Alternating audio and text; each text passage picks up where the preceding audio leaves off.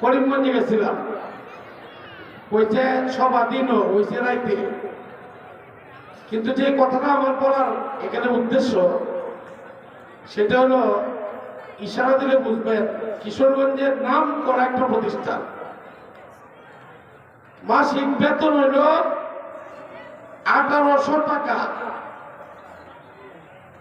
আর মাসিক boarding charge হইল 2500 টাকা। আমরা এক হুজুর আছে, ওনার 2টা ছেলেরা পড়ায়, মেহরবানি করে 1200 টাকা দেয়, উনি খুব খুশি। এই জন্য গলা বাঁধছে। যে কথাটা বলতে চাইছিলাম, আমরা একটা সাবজেক্ট পড়ছি, সবাই ভালো করে শুনবেন, বর্তমান যুব সমাজ। আমি হায়াতুল গাথাল ইসলামিয়া বাংলাদেশে আমি প্রথম স্থান অধিকার করছি। আমার সমস্ত উস্তাদ ছিল আরবি। বাংলাদেশের রাষ্ট্রদূত আমরা সুবায় রাখছেন এই সময়। ওই সময় একটা সাবজেক্ট ছিল, বিষয় আল গজবুল ফিকরি খায়রুম মিন গজবিল আসকারি। সশস্ত্র যুদ্ধের চেয়ে সাংস্কৃতিক যুদ্ধ খুব বেশি জরুরি, এই একটা কিতাব আছে। আমি এই যে সুলাইমান, তার অনেক বক্তৃতা, বয়ান, প্রোগ্রাম আমি দেখি, আমার কাছে খুব ভালো লাগে। বর্তমান জমানা অবস্থা এরকম হয়েছে, আমি একদিন ওলিফার হিসাবে করছি, হুজুর এক লোক আহলে হাদিস লইয়া খুব বেশি বাড়াবাড়ি করতেছে, এরা তো তবলিগি দেওয়ার কাছে যাইতে না, এত বড় মনে করেন ইসলাম গ্রুপের চেয়ারম্যান, এরপরে হুজুর যেতে না। আমি বলছি আপনার মোবাইলে আপনার বয়ানটা দেখার জন্য, মোবাইলে তো আপনার বয়ান না। আলহামদুলিল্লাহ ওনার দৃষ্টিভঙ্গি পরিবর্তন হয়েছে। তো যারা আল্লাহর হস্তে এই জিনিসগুলো প্রচার করুন, আমি তাদেরকে মনে করি আল্লাহ তাআলাদের কবুল করে। পাশাপাশি যে কথা বলছিলাম, সেখানে আমি একটু রাগ হয়েছিলাম যে জানাজা করার জন্য একটা ছেলে আছে, আজকে আমি এখানে গুনছি 11টা ছেলে আছে। এই মাদ্রাসার প্রত্যেকটা ছেলেই জানাজা পড়াইতে পারে। এই 11টা ছেলে, ওখানে আমি রাগ হয়েছি যে এইভাবে আনল না, কারণ সারা জীবন আমি প্রদর্শনী দেখাইছি, এক ছাত্র দিয়া প্রদর্শনী দেখানো ঠিক না।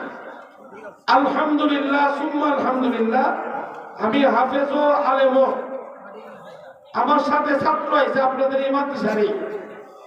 আমি বেশিরভাগ কোরআন শরীফই পড়াই, জামিয়া আমদাদিয়া পড়াই। কিশোরগঞ্জের সবচেয়ে উঁচা বিল্ডিং এর প্রতিভাবী যে পড়া পড়ছে, আলহামদুলিল্লাহ বাংলাদেশের শ্রেষ্ঠ পড়া, বাংলাদেশের শ্রেষ্ঠ পড়া। আল্লাহ তাআলা তাদেরকে কবুল করেন, আপনাদেরকেও কবুল করেন। আরেকটা কথা বলতেছি, আপনারা অনেকেই চিনেন, শিক্ষিত সমাজ, পিঙ্ক সিটি উত্তরায়, পিঙ্ক সিটি। ওই পিঙ্ক সিটির মালিক ইঞ্জিনিয়ার সালাউদ্দিন, গভর্নমেন্ট স্কুল কিশোরগঞ্জের কুশলেশ্বরের জামাই। ওর বাবা মারা গেছে পড়ে, সে আমারে বলতেছে, মামা জানাজাটা আমি পড়াবো, আমার হুজুর থাকবে কিন্তু উনি পড়াবে না, আমি পড়াবো। প্যান্ট শার্ট পরা, জিন্সের। আমি শাহ হুজুরের কাছে লয়ে গেলাম, হুজুর কিছু কইছেন না, বাইরে আইসে বলে হুজুর কইতেছে আবার একে পারবো। আমি হুজুর এটাই চেষ্টা, আরো কইছে তার লাশ সামনে নিয়ে 10 মিনিট সে বয়ান করবো। পিঙ্ক সিটি বাংলাদেশে সবাই চিনে, এটার মালিক। সে লাশ দিয়ে বয়ান করছে, শামসুল ইসলাম সাহেব মুসল্লি, শফিক সাহুদুর মুসল্লি, শাহ সাহুদুর মুসল্লি, আমরা তো আছি। আমার বক্তব্য হলো, এই সমস্ত মাদ্রাসার সন্তানদেরকে যদি এইভাবে গড়ে তুলে, কর্তৃ দেওয়ার মালিক আপনি চিন্তা করতেন না।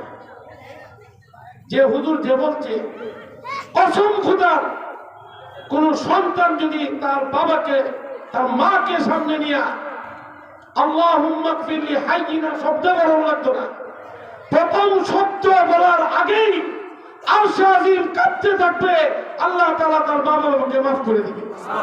এই জন্য আমার অনুরোধ, পিঙ্ক সিটির মালিকের মতো আপনি ইঞ্জিনিয়ার বানান, ডাক্তার বানান। আমি বলছি যে সোহেব সাহেবের ছোট বোন ডাক্তার, খুব বানাইতে থাকেন, কিন্তু প্রাথমিক শিক্ষাটা এখানে দিবেন।